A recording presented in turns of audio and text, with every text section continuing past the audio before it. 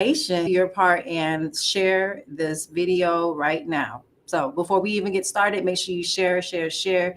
Again, it's so important that we are leveraging and paying forward this information to our community. So it's not going to do us any good if you just watch the show and you don't share it. So please make sure you do your part in sharing this video. We do have a special man today, a special guest today. He's such a great influence into our Black community, and so we just can't wait to dive into his life and his journey. But again, thank you for supporting us over the last 2.5 years. I'm your co-host, Dr. Sherelle Hobson, sports development coach, and we're just excited. My partner in crime over here, um, Mr. Street, he's over there eating something, peanuts or something like that, but we'll let him slide. But we want to thank y'all for being a part of the show, and supporting us over the last 2.5 years, as I mentioned before. Please make sure you do your part and share this video, ask questions, engaged in the conversation. All this is for you. So if there's anything that he says or mentions during this time and you feel like, man, I understand that, I get that. Like, we love when y'all are engaged and ask questions. So please participate in that. We thank you so much again for your support. And Brian, what we got? Well, I'm not going to belabor on who I am, what I do. You guys have heard of me enough. If you want to know more, you can go search for it. But we're going to go ahead and bring in our guest for today. I told her before, and I tell her on a regular basis, Dr. Hobson, that she needs to quit what she does right now and become a talent scout, because she always brings the best guests.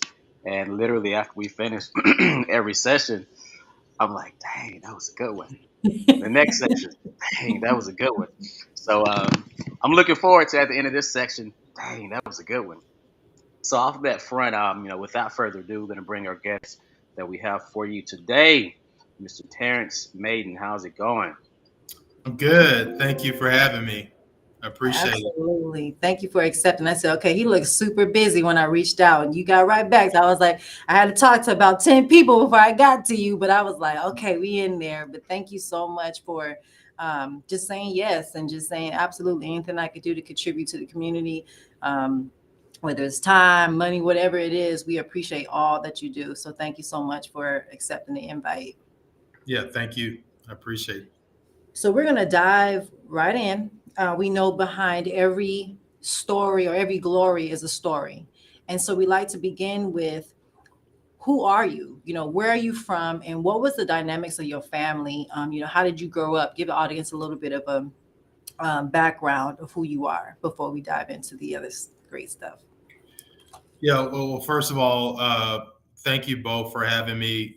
I always consider it a huge privilege and honor anytime I can sort of share my story with whomever. So thank you for that. I actually grew up in the Oak Cliff area of Dallas. I went to Carter High School. We growing up for us, you know, you thought you had a lot, but as you get older, you realize that your parents struggled, and a lot of that wasn't as known to us. I mean, because I think did a good job as my mom and dad as sort of just navigating through sort of some of the challenges growing up. They so I'm the youngest of four boys. We all sort of played sports. I was fortunate enough, along with my twin brother, to get an athletic scholarship to TCU. Go Frogs! We're playing a national championship on Monday. My older brother actually went to Notre Dame and played football there. So very competitive. We grew up in the church, heavily involved in ministry at church, from singing in the choir, junior deacon, ushers. So we sort of did it all.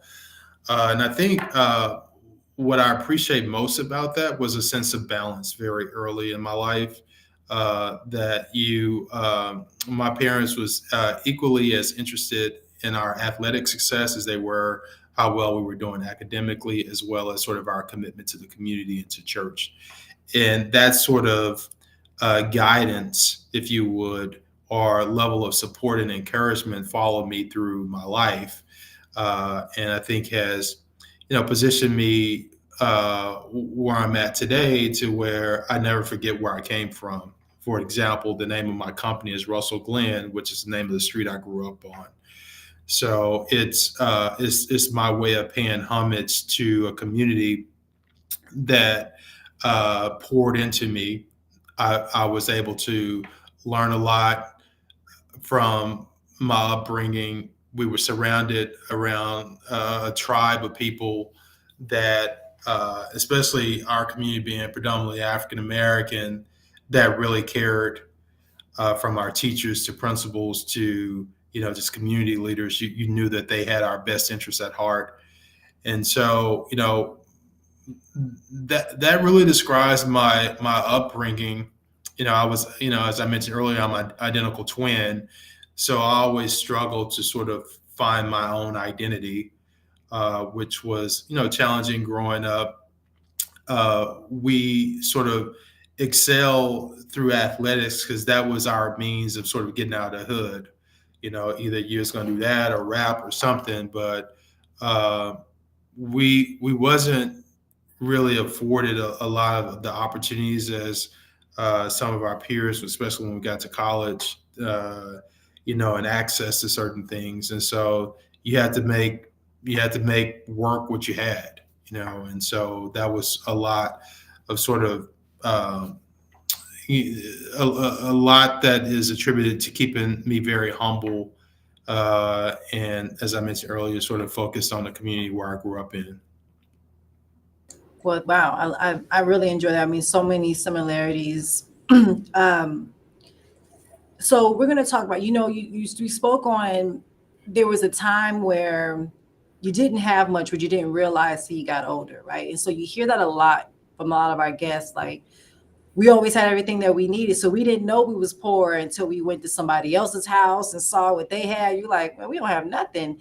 And so people's journeys are like that. And I personally didn't grow up like that, but I always had the mentality of being very humble Mhm. and grinding. And so I was also an athlete. And even though my parents were like, okay, you can go to college regardless, I knew if I can get a scholarship, that was ideal for me. But as I got older and I started to coach and go through the journey of meeting a lot of young Black men on my journey, I realized that they are so, vested in how much the difference in what motivated me to do sports and what motivates them, right? And so I want you to speak on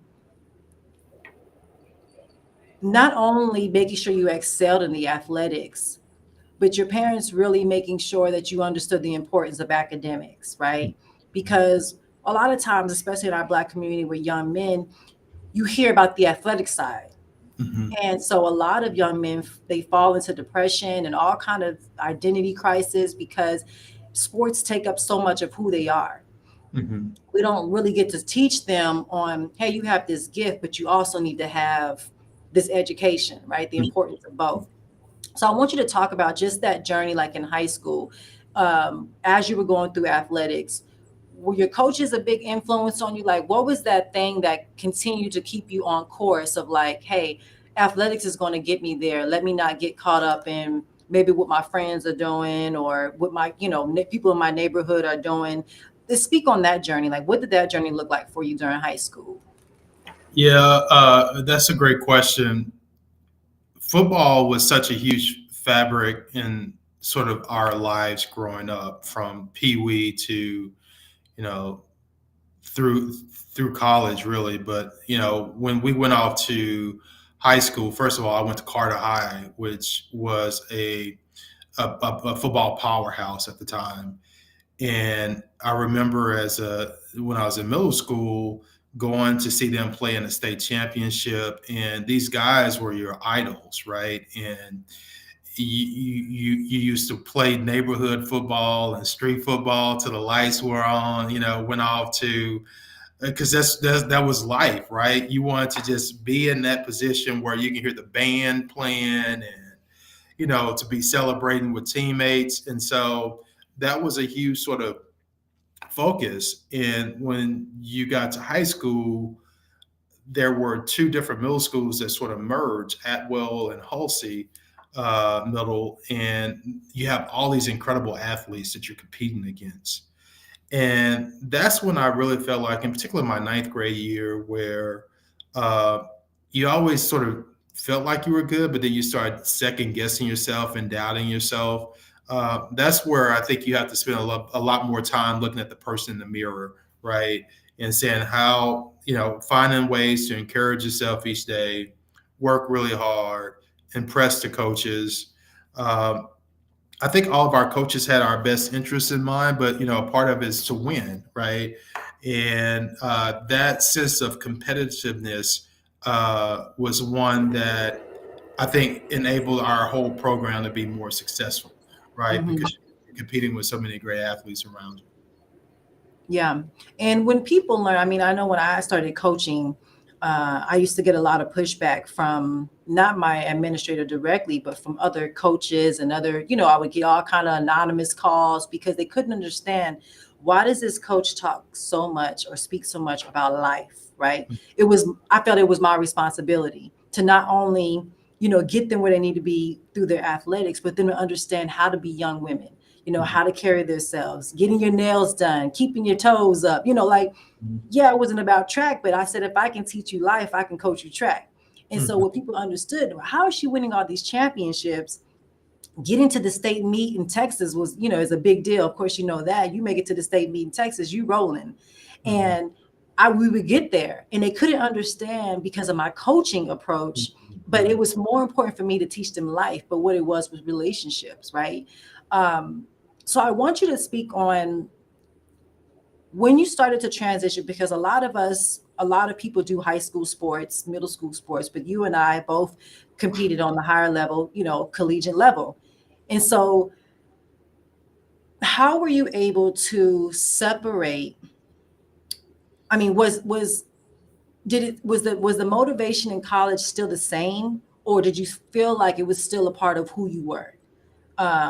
Like your identity, because I Mhm. know the bigger picture when they get to the I mean to the college for a young man is like, now it's the NFL.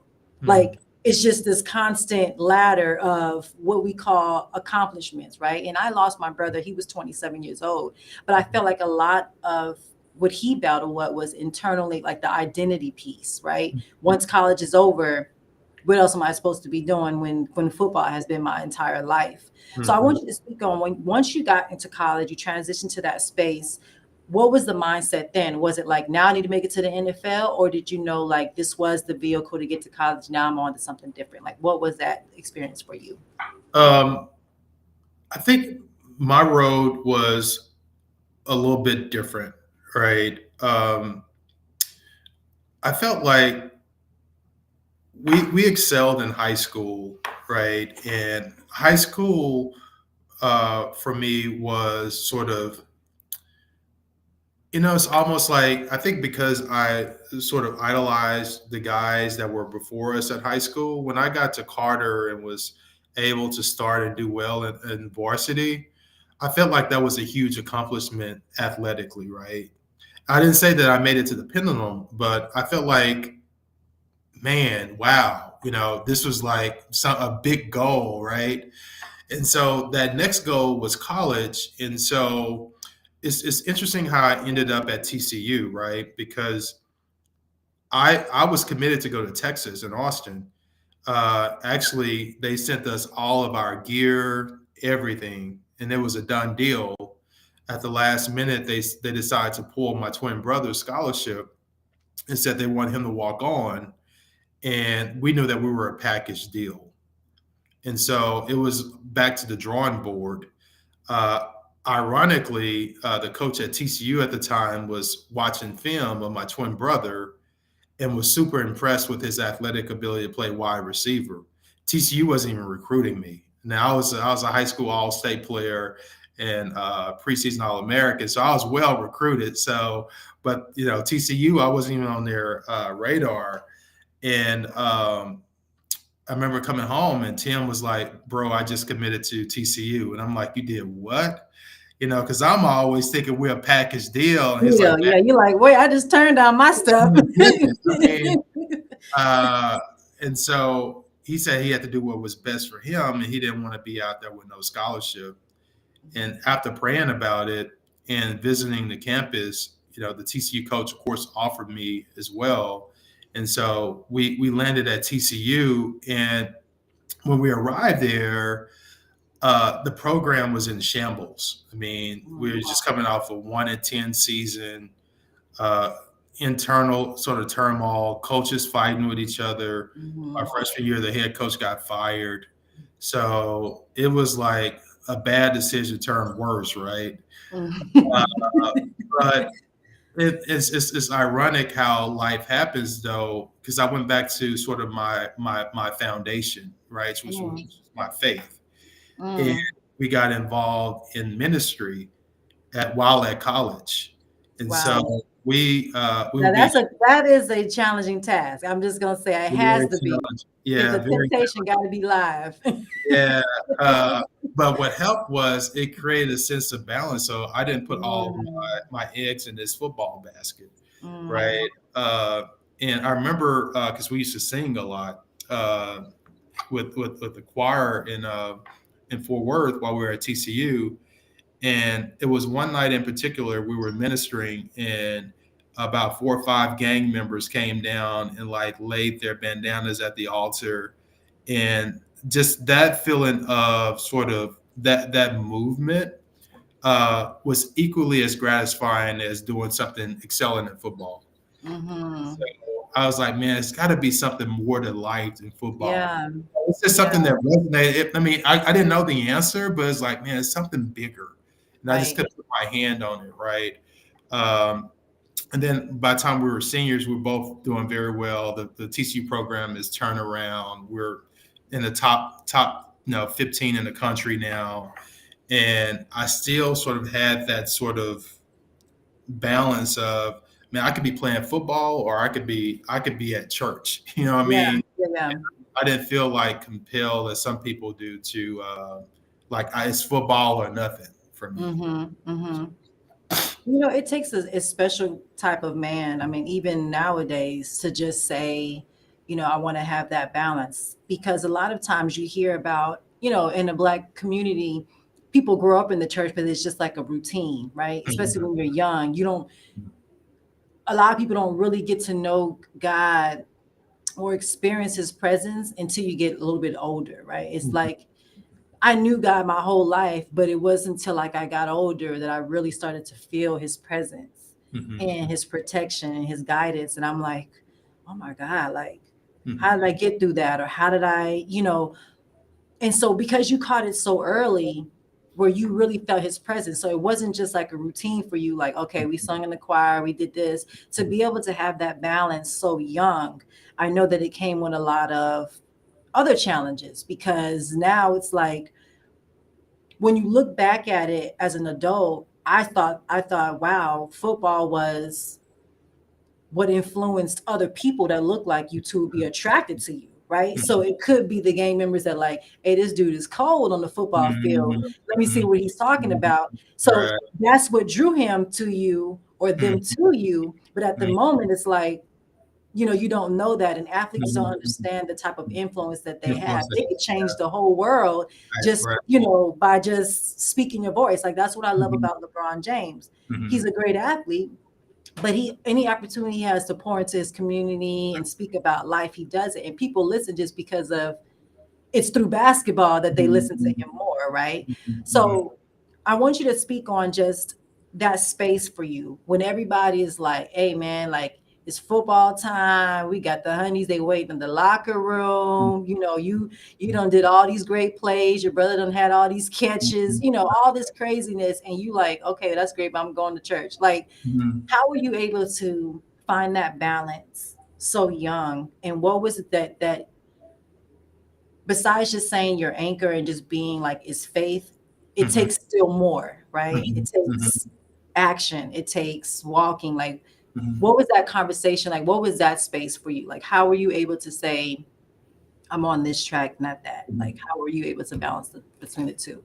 I think, you have to be real with yourself. You have to be authentic. You have to sort of know your space, right?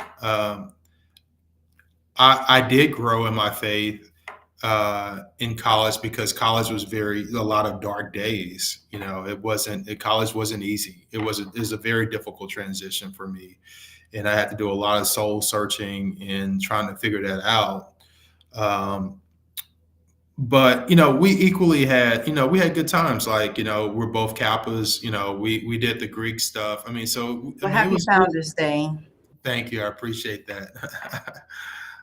So we enjoyed life, but I think what what I was drawn to was purpose. Um, and I think my purpose was bigger than just throwing a football. I think finding my purpose um, gave me a lot of clarity. I think I was able to mature very early. I think that a lot of doors were open because of that sense of I go back to the word balance, but the the willingness um, to Discipline. the willingness to defy the norm, right, has paid big dividends. And it wasn't something that, sometimes I use this analogy a lot when I speak to folks.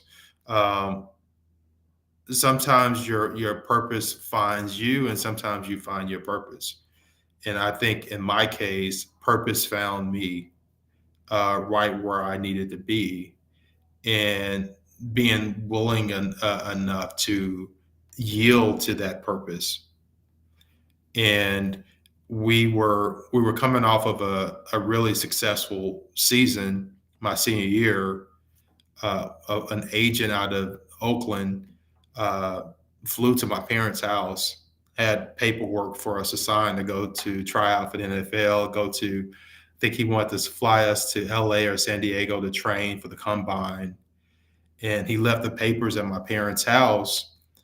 And Tim was projected to go like in the third round. I was projected to go in the fourth round or fifth round.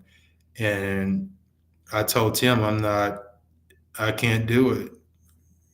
And I was like, I don't want to stop you, man. If you want to go and sign and, go train, but it's not in my heart anymore. And I don't know. It's just I knew I would miss the game, but it was, I felt this level of, uh, a peace with that decision. Mm, yeah, that's amazing because people may look, they sit back, especially in our community. We talk about athletics, coming from a type of space that you grew up in, right? Where somebody leaves this paper, they got all these zeros behind it, and you like, no, I'm good. Everybody like, you can save the whole family. But Mhm, at some point, it's like when you're talking about earlier or spoke on finding your purpose and your purpose finding you, right? And I knew that in my life I ran from a lot of things, but my purpose kept continue, like once it gets to you, it's like you can't run from it, right? It's mhm, like no matter what you try to go do and think you're doing, it's like, no, you're supposed to be doing this, you're supposed to be doing that. And I remember, and I tell people all the time, even to this day, I continue to sow even if it was from empty places, because I knew that's what I was supposed to be doing.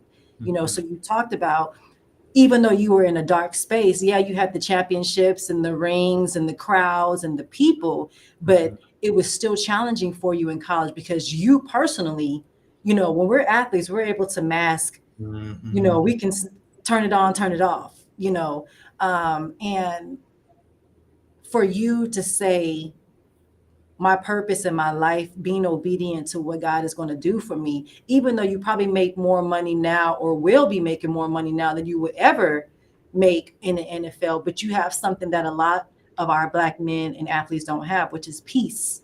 mhm, mhm, mhm, You know, um, that's the part that's priceless. And he tells us that your gifts will make room for you. So the money will come, the businesses will come, the same type of approach that you had of being an athlete, you can apply that to your business. mhm. So how important was it for you to make sure that um, you named your business after where you grew up? Like how important was it for you to make that connection, because a lot of Black people, when they get to a certain level, they want to forget and erase the dark spaces, because Mm. it's like, oh, I'm good now. Like, I Mhm. grew up in whatever. Let's talk about what I got right now. So how important was it for you, for your peace, when you made that decision not to go, but how important was it for you to say, this is what I want to do now, and I want to make sure that I make that connection to where I grew up. Yeah, one thing I want to clarify is the contract didn't have a lot of zeros behind it. It was strictly an opportunity to go get something with a lot of zeros, but when the agent left the contract there. But to answer your question, my mom uh, constantly reminded me never to forget where I came from, and the best way for me to remember that was to have to name and hear the name of the street I grew up on every day, right? As a constant reminder, no matter how far, I'm able to go, or what platforms that are open for me, that I continually remember that is where you came from. It's the lessons that you learned along the way, and then also to remember that everybody didn't make it, right? And Mm-hmm. uh, a lot of what we do as a company is we go back to communities that are like the community that I grew up in, Mm-hmm. and to uplift those communities and to provide economic impact. And so it's sort of evolved just into that as a whole. Yeah. And I don't want to stay, I'm gonna let Brian go, but I'm not gonna stay too much in that space. But when you decided that you weren't going to continue to pursue this, athletics, did you know at the time what you were going to do? That's a great question. I did not. What I did know is that there's something bigger, and I could not put my hand on it. I don't know what it was, but it was something in my. Some people say it's something in my spirit. It was something in my heart. It was something in my spirit that, man, it's got to be something bigger, and I can't figure it out. So when we finished, I would like to give a lot of kudos to the TCU sort of leadership, because uh, they really put their money where their mouth was, and it's like, hey, we'll help you if you put forth the work. We'll help you get into a good career. And initially, I wanted to go into banking, and I thought that Tim and I would be two executives at a bank. We'll own, a black-owned bank in the community. We'll just give out money, right? I was like, that'll be dope. And I was introduced to a TCU alumni named Dale Ladner, and I went over to his office. I'm like, sir, I don't know what you do, but I'm interested, right? Because this dude was very, very wealthy. And Was uh, he Black or? he was white. Yeah. Okay. He Okay. was very honest. He was very Right. honest. He was like, I'm in commercial real estate development. I'm like, okay, explain what commercial real estate development is, right? I didn't Sign know me up. family and then real estate or anything. I'm thinking of selling houses. And so once he explained to me what he was doing, he said, I'm going to be very honest with you that there's hardly any blacks in it. So if you're looking for Mm, someone that looks like you, it's going to be tough. And he's like, there's a lot of old white people in it, so you got to have tough skin, yeah. basically. Uh, Hmm. and but he gave me an opportunity, and Wow. that's all I needed. Yeah. That's all I needed was just to put my pinky toe in it, get my foot in the door. Yeah. Yeah. Hmm. Wow. It's amazing when, you do come across those people, because you want them to keep it real. You Right. want them to know, but um that's amazing. Because we hear about that all the time. People say, "Oh, well, your mentor has to be this certain person, or they have to look this certain way," but you never know who God puts in your life. You So very know, good. it's like we have to make sure that everybody that we're encountered with, doesn't matter good or bad, if the person looks like we think they're supposed to look. You never know what Mhm. you could take from that experience with that person, Mhm. and that was God, right? It's like people probably figure like, how did you get to that point? And it's like, oh, well, I went to you. It's like, I went over here, but everybody can't go see him, right? Everybody can't go in the office and just sit there and he chop it up. So the fact that he was able to show you or even just teach you by modeling, because as an athlete, you catch on like this anyway. You're like, I can do this. Then you Yeah, start thinking about other stuff. but it was like transitioning from Carter to TCU as a culture shock. Getting into commercial real estate was even uh, a, a greater culture shock. Mm-hmm. I remember. I mean, it's embarrassing, but I didn't really know how to talk. I mean, all my conversations was football jargon and talking to your buddies. So I didn't know how to talk in a corporate setting. I didn't know what to wear. I mean, I used to come to the office with my Easter suit on. People put on sunglasses when I walk in. You know what I He's mean? like, take the glasses off. I'm The looking color like $1 million. didn't know any better. You know what I mean? It's just like, and nobody to pull me aside and say, "Hey, you probably need to get you a navy suit or a black suit. Black, yeah, or gray, yeah. You can't come in the gold suit every every week." The lavender with the pink shoes. You're Right. like, no, bro. Yeah. This So ain't it was a lot Chicago. of those. There's a lot of those tough lessons along the way. Yeah. But then to your point, like you're surrounded by Pastor Horton, Faith Word Church.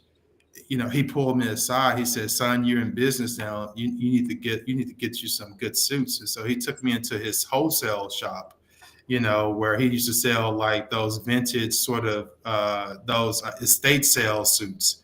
And he Mm, just loaded me up. I mean, they didn't fit the best, but I had something that was presentable. You know what I yeah. mean? It wasn't So purple. it wasn't right. Right. Are you Wow. That's amazing. That's amazing. So, something I'm hearing, and it tends to be a trend with a lot of our guests, because, like I said, Dr. Hobson picks the best. But it seems that shifts in environments really have been key to your growth and getting to where you are now. Can you kind of share some of the things that you do currently as far as making sure that you're an example for that next generation, be it active or be it passive, that you're showing to that next generation? These are some of the trials, these are some of the steps, these are some of the passages you're going to have to go through if you want to get to a space like this. Because as we know, working with athletes, typically they stay stuck in a certain environment, and Mhm. once their athletic career is over and they haven't changed environments and been exposed to different levels of affluence or professionalism, they are lost. So, what Mhm. are some of the things that you currently do to kind of be that example of this was my path, this is Mhm. how I got to where I got, and these are some of the things that you can do to get there? I try to do it. That's a great question. I try to do it three different ways. One is more tangible. So Tim and I have a male leadership academy called Elevate that we host each summer in partnership with UNT Dallas, University of North Texas Dallas, and we invite 35 to 40 young men that we mentor. It's a 1 week academy. It's pretty intense. We teach everything from how to tie a tie to how to hand out business cards, mock interviews, headshots. We do it all, right? And we try to give them real life examples of what corporations and banks and development companies are all looking for, right? The other thing that I try to do is carry myself as a businessman that earns the respect and trust of people in high level C-level suites, where then they start looking for the next, who's the next Terrence Maiden, or who is the next young African American guy that we can hire and give an opportunity, right? And then thirdly, doing what I'm doing just now is sharing my journey, because I think the unique thing about my journey is that the guy in the hood can relate to it, and the guy in the C-suite can relate to it.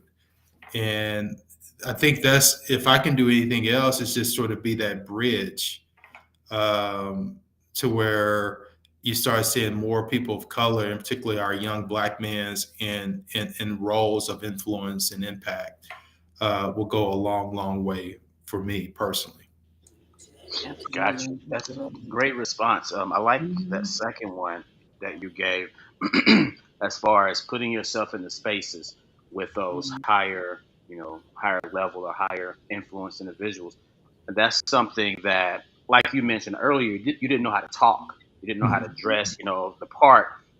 So, what were some of the steps that you took to really perfect or improve your craft as it pertains to how you articulate yourself in those settings? Now, you mentioned how you started to get the dress going in the right direction. So, what are some of the things that allowed you to articulate yourself to where you felt comfortable being in those spaces with those individuals?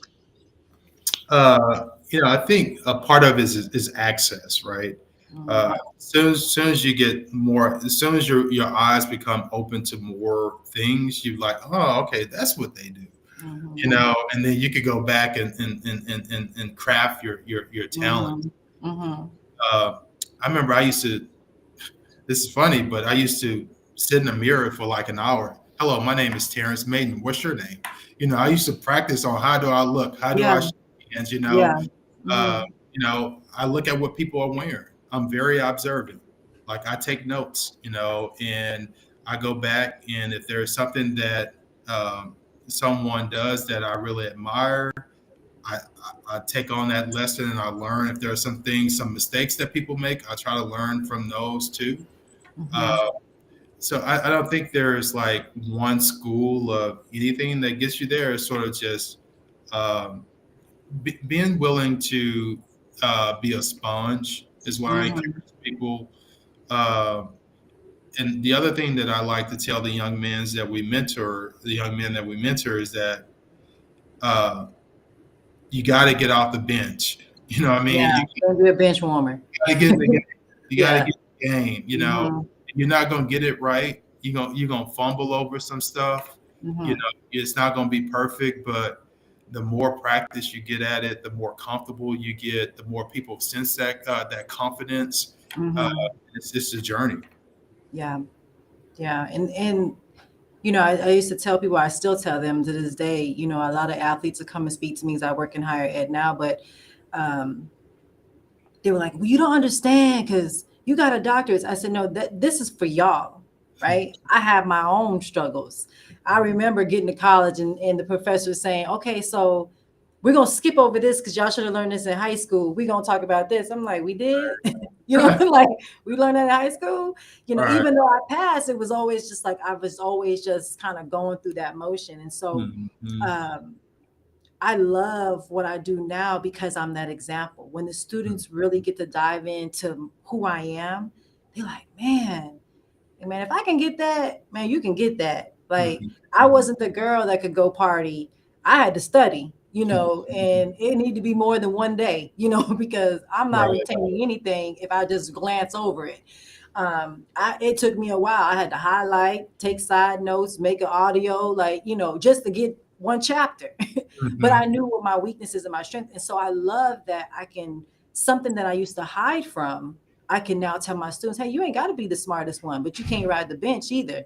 You can't Mhm. ride the coattail of your homie or your homeboy because at some point, mom and dad and your other friends are going to be gone and you're going to have to carry your own weight. And Mhm. so I want you to talk about in that space, right? Because the best, I guess, example that we can do is by being the example. Mhm. I live my life knowing that I'm the example. Every time someone sees me, they're going to see me pouring life into someone. I want to be able for them to see God in me through them, like them seeing God through me to them. And so I want you to talk about just being in this business, being around money, where in our community it drives everything. People lose who they are. They lose that connection to what they're supposed to be doing because now they got money and now they have, now they're supposed to look different in these different rooms. How are you able to continue to stay in that space and say, I know when you're going to those corporate, encounters and dinners, how are you able to still stay true to who you are and make sure that you contribute to your community without it being like, okay, he's doing this because he wants to give back to the Black community? Like, how are you able to continue to stay on that track? it's extremely difficult, um, for one of the um, I think it's an honor to be able to be a voice for our community, right? Um, but it's equally challenging too.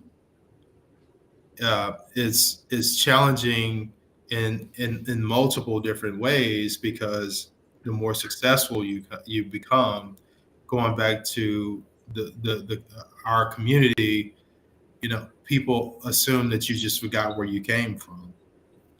Um, and then when you're really fighting for equality and equity for our communities, that's the only thing that you're about is like the Black community, right? And so being able to find my voice and learning when to insert my voice and how I do it in a way that's well received and appreciated has Mm-hmm. a challenge. Like the mall that we're redeveloping in Dallas, the former Redbird Mall, which is it's been a pillar of the Oak Cliff community for years and years. Mm. It takes years to build trust. Like we're Yeah. close with announcing a grocery store, and I've been working on this grocery store for 7 years just to convince them to come into this community, which is a grocery desert, right? Um, but that only comes over time, like in your Yeah. willingness to know when to insert your voice and how, and to have meaningful conversations with these business executives about doing what's right for these neighborhoods. Yeah. And that is challenging. I think that, and me and Brian talk about this all the time, that people like you and I and Brian, we develop these things because we want to make a difference, right? But we don't, I know for me personally in different businesses and things that I've done that I felt like my community hasn't supported me as much as they should, in certain spaces. And it's like we have to do not only develop but educate, right? Like telling the community, hey, when we get this stuff up, you know, we can't just be, throwing trash on the side of the, starting to make it look like the hood, because when it's time to expand, when it's time to bring more things into the community, they're going to think twice about their investing and investors. They're going to be, well, last thing we built over there got tore up, so we definitely have to do a better job, not only just making sure that we are contributing to our community by developing and giving them, but Mhm, educating. Like, mhm, hey, this is just the beginning what we can have. mhm, mhm, These are new jobs. These are jobs for y'all that we can bring a grocery store here. We can get some managers in here. We can mhm. get, better living, healthy living, talk about, organic collard greens and how to make them, Right. now you Yeah. could bring people come in there and say, you can still make greens, can't you have to put pork in there, but you can throw some smoked turkey necks in there and still get that same flavor. So this is our opportunity to not only just develop but educate, you Yeah. know, um, it's not just selling the dream or showing it to the youth, but to adults too. Mhm, This is for mhm, you. And we definitely have to do a better job in our community, making sure that we don't just talk about the things that we want. And Brian speaks on that all the time. We go out, we protest, we mad, nobody's doing this and that. But if you're not consistent and finding out ways, how can you contribute? Then we're mhm. going to always be in this cycle of feeling like we're growing, but it's still a revolving door like this. Let's Yeah. start educating people on, it's not just a grocery store. This is a grocery store that was developed by a Black man. This Mhm. is stuff that he can contribute to the community that you will understand, but you're going to have to change your mindset in order for this business to be successful. So what That's is that like for yeah, you? that's really good. I mean, I don't think I've evolved to that level. The frustration is there for sure. Uh, I would like, I think the next step for me is to really understand how to effectively just communicate what you just did to the community in a way that's well received, right? And that in a way that they can embrace, and coming up with creative ideas to educate our people on like investments like this require so much Yeah. for people to come into the community. And you look at like a Redbird, to your point, it's like that's a $255 million investment. You shouldn't be really throwing trash out on Mm-hmm. the streets, and just letting it go to, Mm-hmm. uh, all that effort to just be thrown down the drain. It's just, Yeah. Especially on, for your work that it goes by. And that's why you need to connect with HSBA, because we can get the rope on that day, get some music. People are gonna come in to hear music. Bring right. some music, get the grill out there, and that's the perfect time to say, okay, now I'm glad y'all are here. Now let's keep it clean, okay? So we can keep having barbecues out here. So I Right. think that we just have to find a way to being creative and educating, because we don't want to assume that people don't know or people don't care. A lot of it is they don't know. No, they Mhm. think that's a way of life. Or you get some, you tear it up, you don't value it, you don't, you're not humble about it. But when they understand the bigger picture, Mhm. that's when we can really make some things happen. So thank you for continuing to develop. Mhm. Um, and I pray that you continue to sow and continue to do and stay obedient, because it is bigger than what you can see right now. And I know Sure. that you know Sure. that.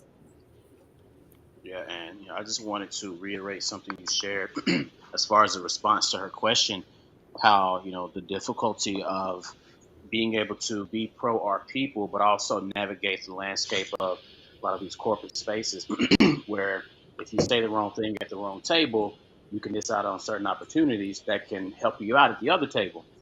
So it's so important to understand. And that was a conversation I had with one of my primary business partner, where I had this very strong and aggressive pro-black campaign, so to say, or just this time Mhm. period where I was really pushing certain narrative, and he made me just take a step back and look at some of the aggressive um, black activists over time and how Mhm. things happened to them because they Mhm. were so vocal, and how you Mhm. have to sometimes take that backdoor approach and know when to say what at Mhm. what time to still get your mission accomplished.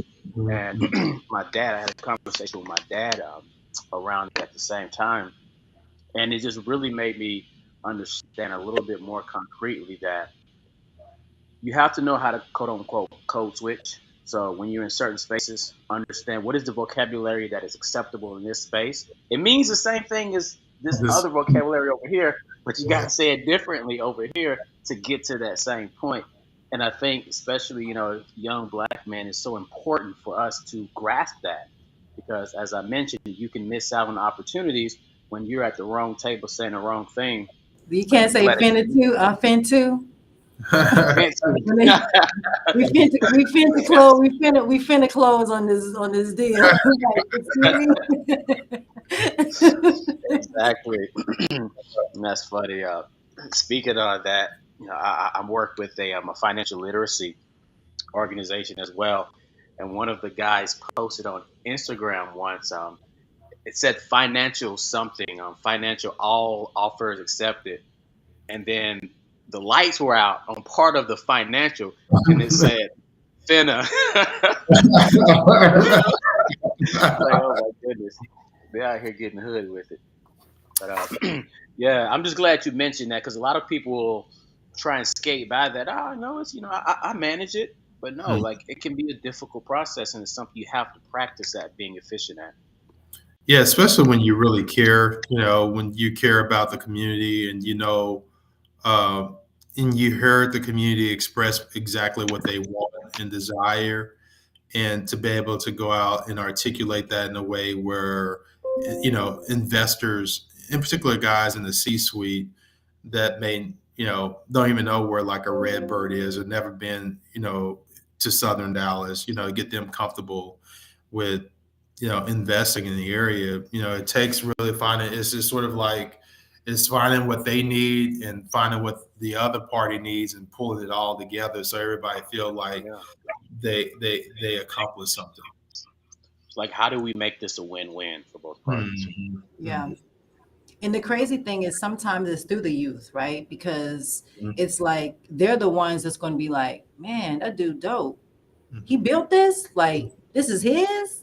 Mhm. And when you can speak to them, a lot of times they'll make a difference to their family. And that's crazy because it was through my serving, like my athletes, when I would talk to them about, love and life is not just about a show. It's not about being cute. You could be cute and a God-fearing woman. You could be, you can get your point across without being loud. You can, but it was up to me to show them and demonstrate to them what that looks like.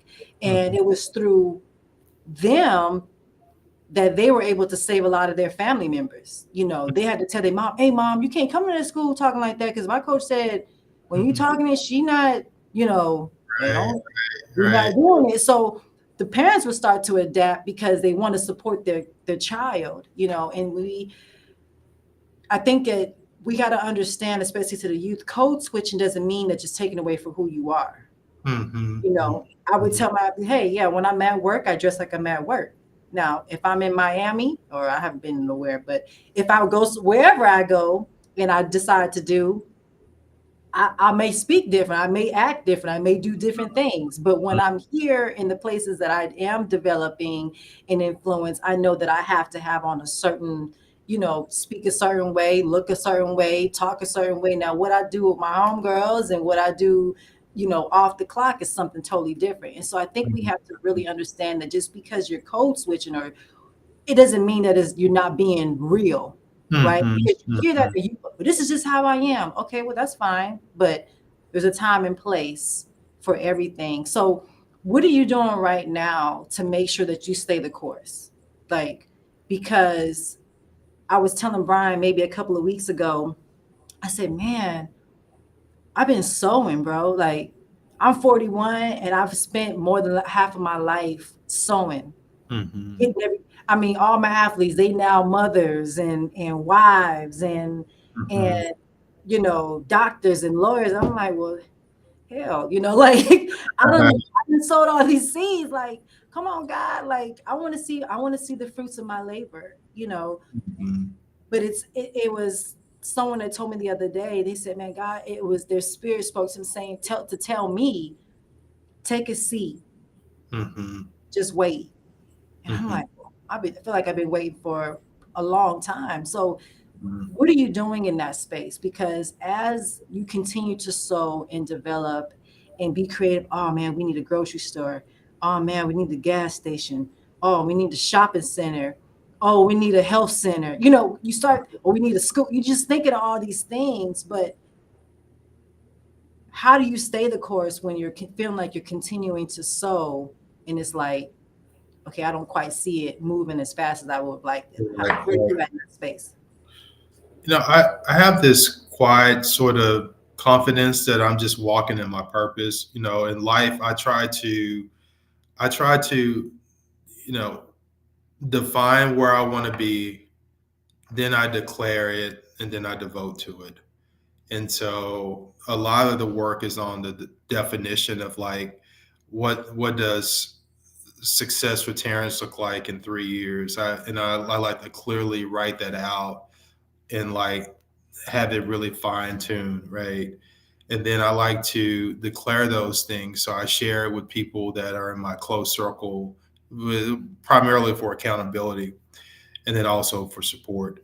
And then I just devote to it, and I'm willing to burn the midnight oil. I'm willing to run through a wall, whatever it takes um, to get to that goal. And it's never easy. We're constantly evolving as people.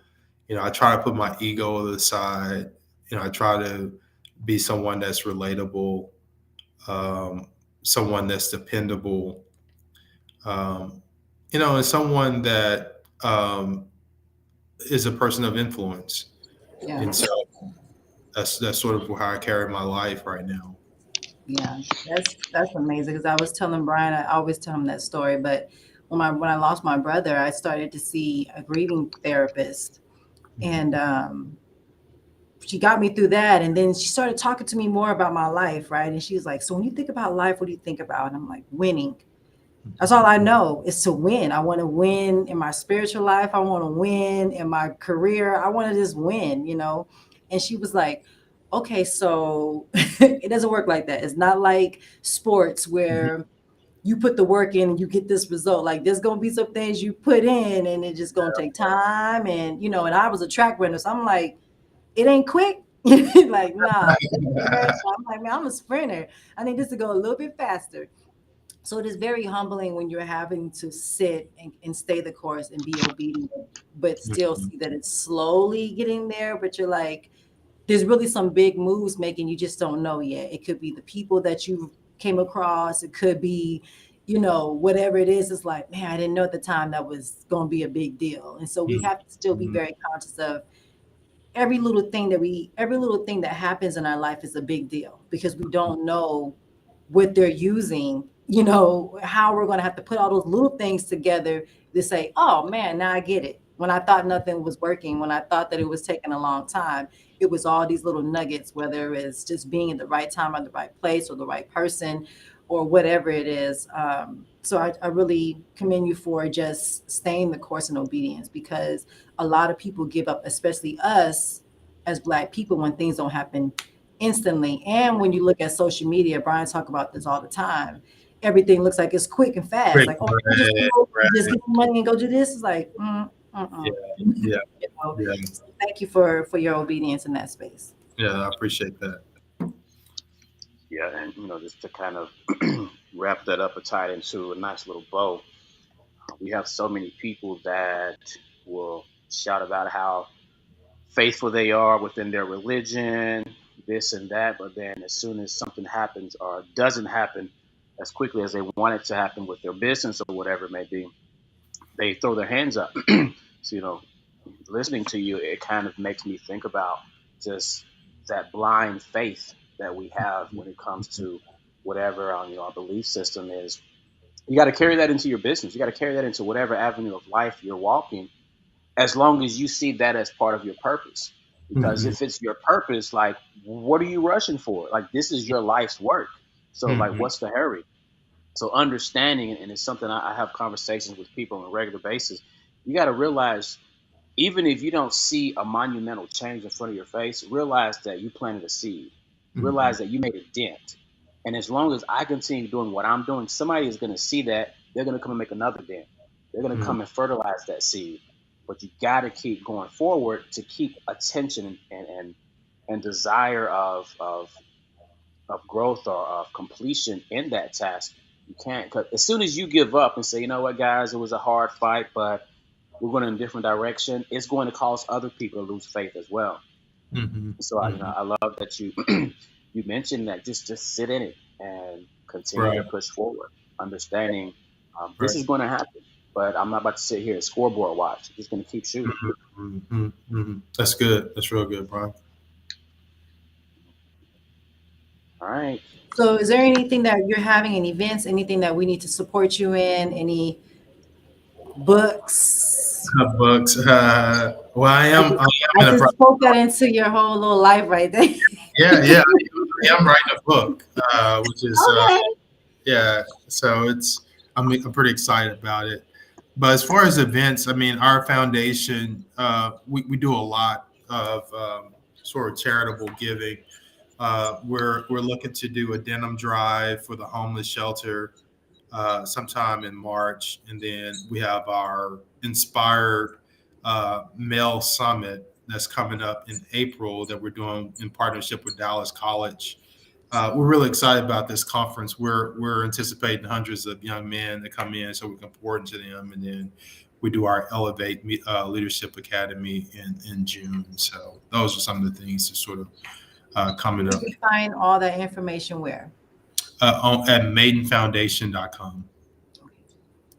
EdenFoundation.com. Yeah, it's amazing. You haven't even touched the surface of what God is going to do for you in your life. So just continue um, to sow and continue to stay the course, because it's going to be all good. It's going to I be all appreciate good. that. I receive that. Thank Yeah, you. it's going to be all good. So make sure anything that we can do, within the Black Podcast or HSBA, we would love to help support you in anything that you're Okay. doing. Now, where are you at right now? Are you in Dallas? I'm in Dallas. Yeah. Okay. Okay. So I'm in Houston, and Brian is in Mississippi. Nobody knows where that's at. He Oh, okay. always, you know, he was on his little episode when they lost Dion, but they'll be all right. But I couldn't blame him. I'm like, I know, hey, 300 million, and I mean 300,000, 5 million is a little bit different, but sometimes it takes us to do things different for our people in our communities to really appreciate who we are and what we're doing. So now you'll value me more when you see other people doing it. And it shouldn't be like that, right? Sure, Give me my sure. flowers while I'm alive. Don't wait till I drop dead or go do something else. So Right. just continue to do what you're doing. And you're absolutely amazing. And it has definitely been a blessing to meet you. And we know that this is just the beginning. This is a relationship. This is not uh, just a podcast. We want to make sure that our community does what they need to do. So go to maidenfoundation.com and support the drive and march and whatever they're doing, they'll be posting. And so Sure. you will definitely see HSBA in the building, whether we're supporting the cheerleaders. I'll bring my pom poms. That'd be great. Um, and we are just really look forward to what God is going to do in your life. It's going to make a huge impact. You're already a huge impact in the Black community, but we haven't even seen it yet, what's going to happen in your life. So thank you. I appreciate that. Thank you. Thanks for having me again. This has been great. Absolutely. Absolutely. Well, we know you want to enjoy your little Founders Day, and you and Yeah, Brian, got. I'm a red, but I'm a Delta, I so got you. I got you. I got to give you some love, But I had a whole conversation with all the AKs and Kappas that were walking around. I'm like, hey, don't step on my toes like that. But um, thank you, and we'll put you in the backstage and close out. And Okay. again, like I said, thank you for everything that you do. No, thank you. We appreciate it. So, Absolutely. I ain't gonna say anything because I know what you're gonna say. Ooh, it was good. I know it was it was because another good one. this amazing to see just that how he was able to look at his life and go through athletics and transition onto being a businessman and a man of faith. Like that's three things that are challenging already in itself, right? It's already hard enough just to be a businessman, but now you got to be an example, and now you have to influence your community. So it's a lot of hats that he's wearing, but he's doing it very well. So it was definitely a blessing. So make sure everybody does their part on the Black podcast and share this video, because you never know who's in your circle that may need to hear his story. And if you're in the Dallas area, there's going to be some big things happening there, and you have to do your part in supporting these businesses, because it takes 7 years. It didn't take him 7 days or 7 hours. It took him 7 years. So when we don't know the work that goes behind what people are developing and doing. And so I'm glad that he talked about that, because we need to appreciate that time. You could have gave up 7 years ago and there wouldn't be no grocery store. It wouldn't be no mall, wouldn't be no, all the other things that he has. So um, we have to make sure whatever gifts and talents that you have to stay obedient, because you staying obedient to your gifts and talent is giving other people life and hope. And that's what our life is supposed to be about, not just having the gift for yourself, but how are you paying it forward to others. And you pay it forward by staying the course, doing what you're supposed to be doing, and staying focused on your purpose, because he already told us that he has a purpose and a plan for our life. And so the plan means that he's already done all the background work. He's already got the people lined up. He didn't just give you the plan or the purpose. He gave you the what you call it, the when you're building the floor plan or whatever. He's already mapped all those things that. But if you don't stay the course, you'll never get an opportunity to see what God can really do in your life. So whatever is keeping you up at night, whatever is pulling you, keeping you from getting sleep, and your frustration, that's the thing that you need to continue to do, because that's where God needs you. So it was amazing to hear that from him. Yeah, definitely. And I enjoyed hearing him make reference to just the whole commercial development space, period, because I just got into that space. My brother and I had just recently gotten into the investment side of commercial development. And like he said, you don't see a whole lot of us, but the pure fact that the project that we are in is ran by us, just listening to him and seeing the process, seeing the perseverance over the years of sticking to it, it just gave me that much more umph to go out and speak to more of our people. Look, you want to get your hands on this space. We only have this much of a piece of the pie. So when we link arms together, we can be so much more of an impact. So just so many little things that we get on this podcast that most of us probably never have heard of before until we came to this show. So I'm just grateful for that information. I hope those who are viewing are actually taking value and using it, taking the information. Don't just share it and hope somebody else actually apply it to some of the things you got going as well. Off that Absolutely. note, that's a wrap for today, and we shall be back same time, same place next week. Uh, Pretty stellar guest from what I've seen. It's gonna be another good one. So y'all go out. Well, first off, I don't even know if we mentioned it. Happy New Year to everyone. Happy Hope New Year. everybody. Yeah, we made Yeah, it. Thank God. yeah, we are It's here. another opportunity for you to do what you're supposed to do.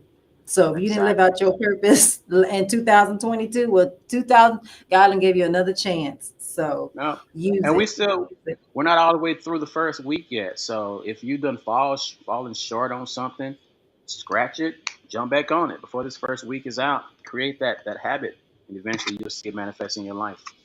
Absolutely. So God bless. Thank you for supporting us, and we will see you very soon. You can check us out on We Are HSBA, and you can find out more what we're doing in the Black community and how you can contribute, whether it's your time, whether it's your experiences, money, whatever you feel like you want to contribute and how you can. Please make sure you go check us out on wearehsba.com and find out what we're doing and how you can help.